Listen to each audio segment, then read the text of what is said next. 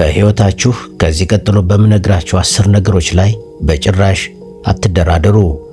እነዚህ መርሆች የእናንተ የሉዓላዊነት ድንበር ናቸው። በእነዚህ ነጥቦች ላይ ድርድር ስታቆሙ ዓለም እናንተን እንደፈለገች መዘወር እንደማትችል ትረዳለች። ያኔም ነው እውነተኛው ክብርና ነፃነት የሚወለደው። ልብ በሉ፣ በተለያዩ የሕይወታችን መስተጋብሮች ውስጥ የብዙዎቻችን ትልቁ የውስጥ ፍርሃት ሰዎች ላይቀበሉኝ ይችላሉ፣ ላይወዱኝ ይችላሉ፣ ሊንቁኝ ይችላሉ፣ ሊተቹኝ ይችላሉ፣ ብቻዬን ልቀር እችላለሁና የመሳሰሉት ይገኙበታል። ይህ ፍርሃት ደግሞ በውጭው ዓለም በሚሰጡ መመዘኛዎች እንድንመራ ያደርገናል። ማህበረሰቡ ለውበት፣ ለስኬትና ለባህሪ ያስቀመጣቸው ደረጃዎች አሉ። በየቦታው የምታገኟቸው ሰዎችም እናንተን የራሳቸውን ፍላጎት መሙያ አድርገው ሊቀርጿችሁ ይፈልጋሉ። ሰዎች እንዲወዱኝ ምን መሆን አለብኝ ብላችሁ መጠየቅ ስትጀምሩ የገዛ ማንነታችሁን ለሐራጅ አቅርባችኋል ማለት ነው። ይህ ሁኔታ የስብዕና መሸርሸር ይባላል። ዓለም እናንተን እንደ ሸምበቆ ወዲያና ወዲህ በነፋስ የምትወዛወዙ እንድትሆኑ ትፈልጋለች። በማንነታችሁ ላይ ድርድር ስትጀምሩ ለራሳችሁ ያላችሁን ክብር በገዛ እጃችሁ ትሰርዛላችሁ። እውነተኛ ድል የሚጀምረው ግን ይህ እኔ ነኝ፣ ይህ ደግሞ መርሄ ነው፣ በምንም ዋጋ አልቀይረውም ብላችሁ በጽናት ስትቆሙ ነው። ሰዎች መጀመሪያ ላይ በልዩነታችሁ ሊጠሏችሁ ይችላሉ። ነገር ግን እርግጠኛ ሁኜ የምነግራችሁ በማንነቱ ላይ የማይደራደርን ሰው ሳያከብሩት አያልፉም። ስለዚህ ምንም ይሁን ምን በማንነታችሁና በእሴቶቻችሁ ዙሪያ የማይደፈር አጥር ይኖራችሁ። ከራሴ ጋር ተጣልቼ ከዓለም ጋር ከመታረቅ ይልቅ ከራሴ ጋር ታርቄ ከዓለም ጋር መጣላት ይሻለኛል የሚለውን መርህ ያዙ። ለማንነቱ የማይደራደር ሰው የውስጥ ነፃነቱ ሙሉ ነው። ምክንያቱም እሱ የሚኖረው የሰዎችን ግላዊ ፈቃድ ለማሟላት ሳይሆን የራሱን እውነት ለመኖር ነው። ሰዎች ከወደዷችሁ በእውነተኛ ማንነታችሁ እንዲሁ በጥሬው ካለምንም ቅድመ ሁኔታና መስፈርት ይውደዷችሁ። ከዛ ውጭ ግን ማንነታችሁና የግል እሴታችሁ ተጥሶና ተሸርሽሮ የሚመጣ ፍቅር ወይም ጥቅም በአፍንጫዬ ይውጣ የሚል አቋም ይኖራችሁ። የምንኖርባት ዓለም ለቁሳዊ ስኬት እጅግ ያደላች ከመሆኗ የተነሳ ሰላምንና ጤናን እንደ መስዋዕት እንድናቀርብ በየቀኑ ትገፋፋናለች። በተለያዩ ጉዳዮች የተለያዩ የድርድር ድምጾች በዙሪያችሁ ይነፍሳሉ። ብዙ ሰዎች ለደሞዝ እድገት ሲሉ እንቅልፋቸውን ይሰዋሉ፣ ለዝና ሲሉ አእምሯዊ ረፍታቸውን ይገብራሉ፣ ወይም የሰዎችን ይሁንታ ለማግኘት ሲሉ በውጥረትና በጭንቀት ውስጥ ይኖራሉ። ይህ ሁኔታ በህልውናችሁ ላይ የምታደርጉት ንግድ ነው። ዓለም እናንተን በኋላ ትታከማለህ፣ በኋላ ታርፊያለሽ እያለች ዛሬ ላይ ጤናችሁንና የአእምሮ ሰላማችሁን እንድትበዘብዙ ታታልላችኋለች። ነገር ግን አንድ ትልቅ እውነት አለ። ሰላማችሁን የሸጣችሁበት ማንኛውም ስኬት ሳይሆን የነፍስ ኪሳራ ነው። ሰላም የሌለው ሀብትና ጤና የሌለው ዝና ትርጉም የለሽ ናቸው። ሰላማችሁና ጤናችሁ አንዴ ከጠፉ በኋላ በምንም አይነት ገንዘብ የማይተኩ የእናንተ ብቸኛ የህይወት ሞተሮች ናቸው። ስለዚህ በዚህ ነጥብ ላይ ቀይ መስመር ይኖራችሁ። ከመጠን በላይ የሆነ የሥራ ጫና፣ መርዛማ የሆኑ ግንኙነቶች ወይም አላስፈላጊ ማህበራዊ ውድድሮች ሰላማችሁን የሚነጥቁ ከሆነ በምንም አይነት ጥቅም አትቀይሯቸው። በሰላም መራመድ በጭንቀት ከመሮጥ ይበልጣል፣ ረጅም ርቀትም ያስኬዳል።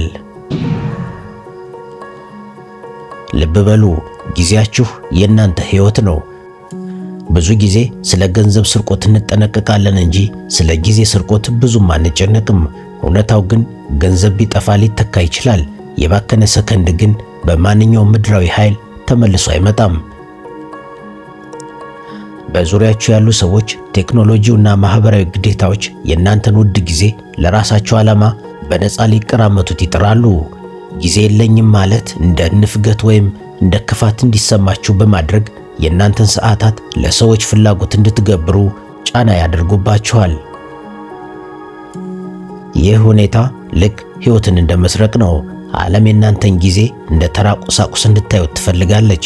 ለማይረቡ ወሬዎች፣ ለማይጠቅሙ ስብሰባዎችና ለሌሎች ሰዎች የግል ጉዳይ የጊዜ በራችሁን ወለል አድርጋችሁ ስትከፍቱ በገዛ ፈቃዳችሁ ሕይወታችሁን እየቀነሳችሁ ነው።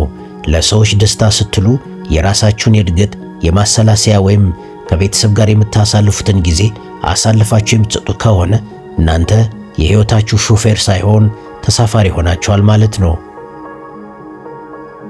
ስለዚህ በጊዜያችሁ ላይ ንጉሥ ሁኑ። ጊዜን ለምንና ለማን እሰጣለሁ የሚለው ጥያቄ ለድርድር የማይቀር መሆን አለበት። አይሆንም የማለት ድፍረት ይኖራችሁ። ጊዜውን የማያከብር ሰው ማንነቱን አያከብርም። ጊዜውን ያስከበረ ግን የሕይወቱን አቅጣጫ በራሱ እጅ ይይዛል። በጊዜያችሁ ላይ ድርድር የለም፣ ምክንያቱም እሱ የሕይወታችሁ ትልቁ ኢንቨስትመንት ነው።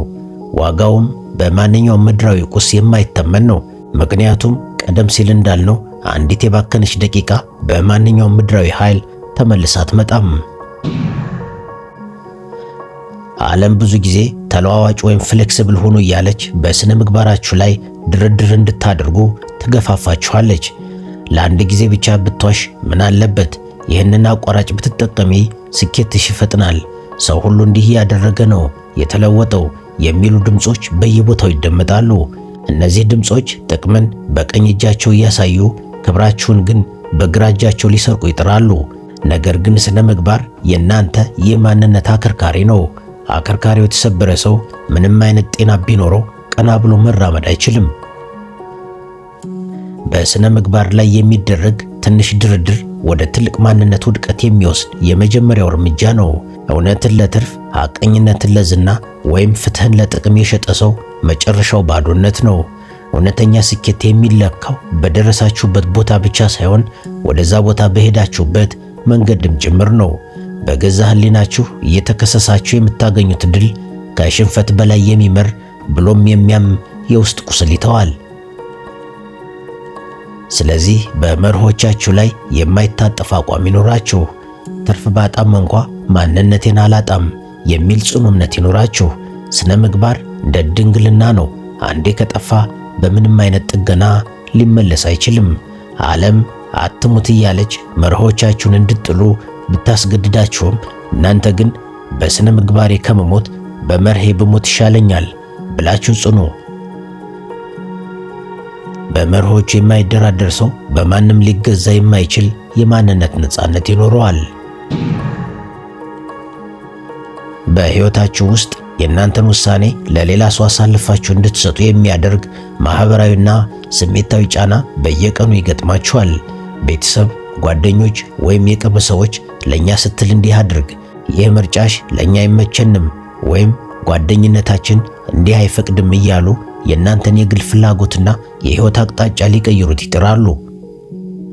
ብዙ ጊዜ ታዛዥና ተባባሪ ለመምሰል ስትሉ የራሳችሁን ጥልቅ ፍላጎት ቀብራችሁ የሌሎችን ምርጫ ትኖራላችሁ። በማንኛውም ግንኙነት ውስጥ የእናንተን ነፃነት የሚቀማ ድርድር ካለ እሱ ግንኙነት ሳይሆን ባርነት ነው። ለራሳችሁ ሕይወት ኃላፊነት የምትወስዱት እናንተ ብቻ ናችሁ። ምክንያቱም በምርጫችሁ ለሚመጣው ውጤት ጥሩም ሆነ መጥፎ ዋጋ የምትከፍሉት እናንተ ብቻ ስለሆናችሁ ነው።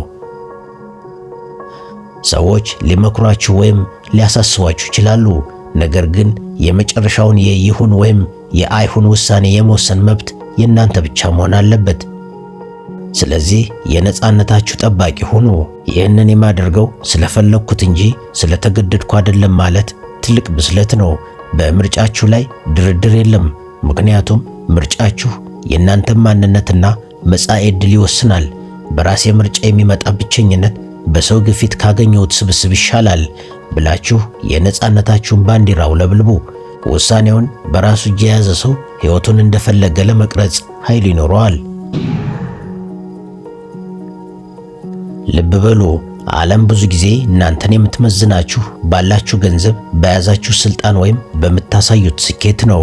በዚህም ምክንያት ለጥቅም ስትሉ ዝቅ በሉ የሚል ስውር ግፊት በየቦታው ይገጥማችኋል። ይህንን ስድብ ወይም ንቀት ችለህ ብትቆይ ይህንን ጥቅም ታገኛለህ። ለጊዜው ክብርሽን ተይውና የሚያመልጥሽን ዕድል ተመልከች የሚሉና መሰል አታላይ ምክሮች ሊመጡ ይችላሉ። ነገር ግን አንድ ትልቅ እውነት አለ። አንድ ጊዜ ክብሩን ለጥቅም የገበረ ሰው ጥቅሙን ካገኘ በኋላ እንኳ የጎደለውን ክብሩን መልሶ አያገኘውም። ዓለም እናንተን እንደ ተራ ቁሳቁስ ወይም እንደ መጠቀሚያ እንድታስቡ ልታደርጋችሁ ትጥራለች። ነገር ግን ሰውን ሰው የሚያደርገውና ከሌሎች ፍጥረታት የሚለየው ክብሩ ነው። እናንተን ዝቅ አድርገው በሚመለከቱ ሰዎች፣ በሚያቃልሏችሁ ወዳጆች ወይም ሰብአዊነታችሁን በማያከብሩ ድርጅቶች ውስጥ የምታደርጉት ማንኛውም ድርድር የእናንተን የውስጥ ዋጋ ያረክሰዋል። ክብራችሁንና ዋጋችሁን ያልጠበቀ ቦታ የቱንም ያህል ወርቅ ቢፈስበት የእናንተ ቦታ አይደለም። ስለዚህ በራስ ዋጋችሁ ላይ ቀይ መስመር ይኖራችሁ። ከማንነቴ በላይ የሆነ ምንም አይነት ምድራዊ ጥቅም የለም የሚል ጽኑ እምነት በውስጣችሁ ይኑር። ሰዎች ሊንቋችሁ ቢሞክሩ እንኳ እናንተ ራሳችሁን ካላቃለላችሁ ክብራችሁ አይነካም። ባዶ እጄን ብቀር እንኳ ክብሬን ይዤ እቀራለሁ። ክብር ደግሞ ሁሉንም ነገር ከዜሮ መልሶ የመገንቢያ መሰረት ነው ብላችሁ መክቱ። ክብሩን ያስከበረ ሰው በማንኛውም ቦታ በግርማዊነት የመመላለስ ኃይል አለው። በዙሪያችሁ ያለው ዓለም ብዙ ጊዜ እናንተን አማካይ ወይም አቬሬጅ ሆናችሁ እንድትቀሩና ባላችሁበት እንድትረኩ ይገፋፋችኋል። ያለህ ይበቃሃል፣ ከዚህ በላይ መመኘትሽ ትዕቢት ወይም ኃጢአት ነው የሚሉና የመሳሰሉ ድምጾች እድገታችሁን ይገታሉ። ብዙ ሰዎች የእናንተን ትልቅ ህልም ሲሰሙ በራሳቸው ፍርሃትና አቅም ማጣት ምክንያት እናንተንም ሊያስቆሟችሁ ይሞክራሉ። ነገር ግን እድገት የሕይወት እስትንፋስ ነው። ማደግ ያቆመ ነፍስ መሞት የጀመረ ነፍስ ነው። ዓለም እናንተን በትንሽ እርካታ ውስጥ አስራ ልታስቀራችሁ ትጥራለች። ሰዎችን ላለማስቀየም፣ የሌሎችን ቅናት ላለመቀስቀስ ወይም ካላችሁበት ምቾት ላለመውጣት ስትሉ ከፍታችሁንና ህልማችሁን አሳልፋችሁ አትስጡ። በህልማችሁ ላይ ድርድር የለም፣ ምክንያቱም ህልማችሁ እናንተ በዚህ ምድር ላይ እንድትሰሩ የተሰጣችሁ ልዩ ተልእኮ ነው። ራሳችሁን ካላሳደጋችሁና ለህልማችሁ ካልቆማችሁ ዓለም የእናንተን ሙሉ አቅም ሳታይ ትቀራለች። ስለዚህ ሁልጊዜ ወደፊት ተመልከቱ። ዛሬ ካለሁበት የተሻለ ነገ መሆን አለብኝ የሚል ግብ ይኑራችሁ። ለእድገታችሁ እንቅፋት የሚሆን ማንኛውንም ግንኙነትም ሆነ ሁኔታ በድፍረት ተጋፈጡ። የውስጥም ሆነ የውጭ ድምጾች አትድከም ሲሏችሁ እናንተ ለማደግ የሚከፍለው ድካም ካለማደግ ከሚመጣው ጸጸት ይሻለኛል ብላችሁ ህልማችሁን አንግቡ። በእድገቱ የማይደራደር ሰው የሕይወቱን ትርጉም በየቀኑ አዲስ እያደረገ የሚሄድ ባለ ራዕይ ነው። ልብ በሉ፣ ዓለም ለሥራ፣ ለገንዘብ፣ ለዝና ወይም ለስልጣን ስትሉ ለቤተሰባችሁና ለልባችሁ ቅርብ ለሆኑ ሰዎች የምትሰጡትን ጊዜና ፍቅር እንድትቀንሱ በየቀኑ ታታልላችኋለች። ሁሉንም የማደርገው ለነሱ ደስታ ነው በሚል ሰበብ እውነተኛውን አክብሮት፣ ስሜታዊ ትስስርና የቅርብነት መስተጋብር እንድትሸረሽሩ ትገፋፋችኋለች። ነገር ግን አንድ ትልቅ እውነት አለ። ዓለምን ሁሉ አሸንፋችሁ ከቤታችሁና ከቅርብ ወዳጆቻችሁ ልብ ሩቅ ከሆናችሁ ድላችሁ ባዶና ትርጉም የለሽ ነው። ከውጭ በምታገኙት ጭብጨባና እውቅና ላይ ብቻ እንድታተኩሩ በማድረግ የውስጥ ደጀናችሁን እንድትዘነጉ የሚደረግ ግፊት በየቦታው ይገጥማችኋል። ነገር ግን በቤተሰብና በእውነተኛ ወዳጅነት ላይ ድርድር የለም። እነሱ የእናንተ መጠለያ፣ የደስታችሁ ምንጭና በክፉ ቀን ደጋፊዎቻችሁ ናቸው። ለጊዜያዊ ጥቅም ወይም ለሥራ ስኬት ስትሉ ዘላቂ የፍቅርን መሠረት አታፍርሱ። ሥራ ሊተካ ይችላል፣ ዝናም ሊጠፋ ይችላል። እውነተኛ አፍቃሪ፣ ቤተሰብና ታማኝ ወዳጅ ግን አንዴ ከጠፉ በቀላሉ አይመለሱም። ስለዚህ ለሚወዷችሁ ሰዎች ቅድሚያ ስጡ። ሥራዬን የምሠራው ለመኖርና የምወዳቸውን ሰዎች ለመደገፍ ነው እንጂ የምኖረው ለመስራት ብቻ አይደለም የሚል መርህ ይኖራችሁ። በሥራ ጫና ምክንያት የልጆቻችሁን እድገት፣ የትዳር አጋራችሁን ቅርብነት ወይም የወላጆቻችሁን ናፍቆት አትገብሩ። የውጭው ዓለም ጊዜ የለህም ብሎ ቢገፋፋችሁም እናንተ ግን ለቤተሰብ ያለኝ ጊዜ ከሥራዬ በላይ ውድ ነው ብላችሁ ድንበራችሁን አስከብሩ። በቤተሰቡና በወዳጆቹ የማይደራደር ሰው በመጨረሻው ሰዓት የሚጸጸትበት ምንም ነገር የሌለው ባለጸጋ ነው። የምንኖርባት ዓለም ብዙ ጊዜ እንደ ሁኔታው ዋሽ፣ እውነቱን ብትናገሪ ትጎጃለሽ ወይም ሐቀኝነት ለዚህ ዘመን አይሆንም በሚሉ የተሳሳቱ ምክሮች የተሞላች ናት። ማኅበራዊ ጫናውና የጥቅም ግጭቶች በሐሰት ዓለም ውስጥ እንድትኖሩና በሐቀኝነታችሁ ላይ ድርድር እንድትጀምሩ ያደርጋችኋል።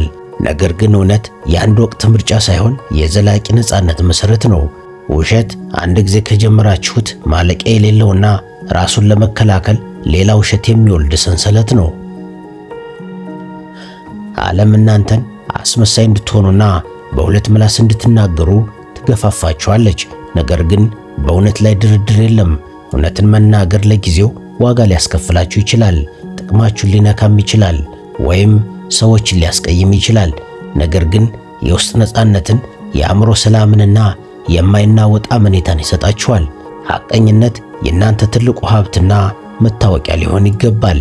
አንዴ በውሸት የታወቀ ሰው ሺህ እውነት ቢናገር እንኳ ክብሩን መልሶ ለማግኘት በእጅጉ ይቸገራል። ስለዚህ ሁልጊዜ ከእውነት ጋር ቁሙ። እውነቱን ተናግሬ የሚመጣው ችግር ውሸት ተናግሬ ከማገኘው በረከት ይበልጣል የሚል አቋም ይኖራችሁ። ሰዎች ሁሉ ወደ ግራ ቢሄዱና እውነት ግን ወደ ቀኝ ብትሆን ብቻችሁን ወደ ቀኝ የመጓዝ ድፍረት ይኖራችሁ። እውነትን የሸጠ ሰው ራሱን ለፍርሃትና ለጥፋተኝነት ስሜት አሳልፎ ሰጥቷል። በእውነትና በሐቀኝነት የማይደራደር ሰው ግን በማንም ፊት አንገቱን የማይደፋና በድፍረት የሚራመድ ኩሩ ስብዕና ይኖረዋል። ልብ በሉ፣ የሕይወታችሁ ትልቁና የመጨረሻው ምሰሶ እናንተን ከፈጣሪያችሁ ከጽኑ እምነታችሁና ከሕይወት ትርጉማችሁ ጋር የሚያገናኘው የነፍስ ስንቃችሁ ነው። የምንኖርባት ዓለም ብዙ ጊዜ ለቁሳዊ ነገሮች ትኩረት ስጥ። ወደ አምላክሽ ለመጠጋት ጊዜው አሁን አይደለም። ይህ ዓለም በዓይናችሁ የምታዩት ነገር ብቻ ነው እና የመሳሰሉትን እያለች ከእውነተኛው የሕይወት መሠረታችሁ እንድትላቀቁ ታባብላችኋለች። በሥራ ጫና እንዲሁም በዘመናዊነት ስም በሚመጡ ተጽዕኖች ወይም በጊዜያዊ ጥቅሞች ምክንያት መንፈሳዊ ማንነታችሁን እንድትዘነጉ የሚደረግ ግፊት እጅግ ከፍተኛ ነው፣ አደገኛም ነው። ዓለም እናንተን በቁሳዊ ፍላጎቶችና በጊዜያዊ ደስታዎች አስራ ለምን እንደተፈጠራችሁና የመጨረሻ ግባችሁ ምን እንደሆነ እንዳታስቡ ልትጋረዳችሁ ትጥራለች። ነገር ግን በእምነታችሁና በነፍሳችሁ ስንቅ ላይ ድርድር የለም። ሁሉም ነገር ኖሮት ነፍሱ ግን ባዶ የሆነች ሰው በሕይወት ያለ በድን ማለት ነው።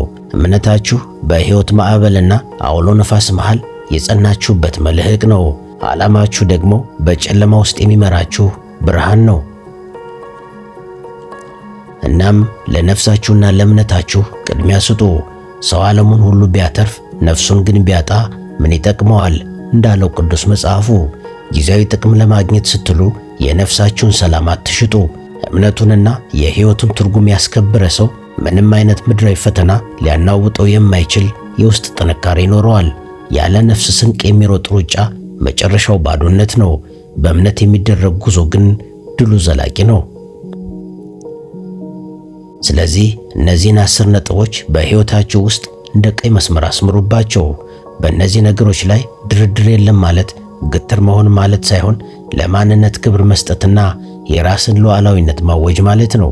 በእነዚህ መርሆች ላይ ጸንታችሁ ስትቆሙ መጀመሪያ ላይ ከውጭው ዓለም ፈተናና ተቃውሞ ሊበዛባችሁ ይችላል።